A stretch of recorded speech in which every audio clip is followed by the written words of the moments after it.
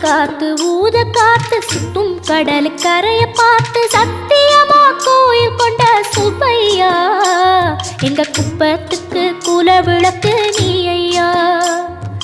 வாட காத்து வீச பார்த்து அலையை எதிர்த்து வலைய போட்டு மீன் பிடிக்கும் தொழில் நடக்குது முத்தையா.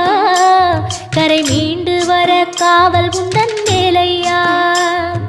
திருச்செந்தூர் ஆண்டவனே வேல் முருகா தினம் உனக்கு நன்றி சொல்வோம் மால் மருகா. திருவடியில் தவம் இருப்போம் திருமுருகா. தீப்பெழுது நலமெனவே வடிவழகா.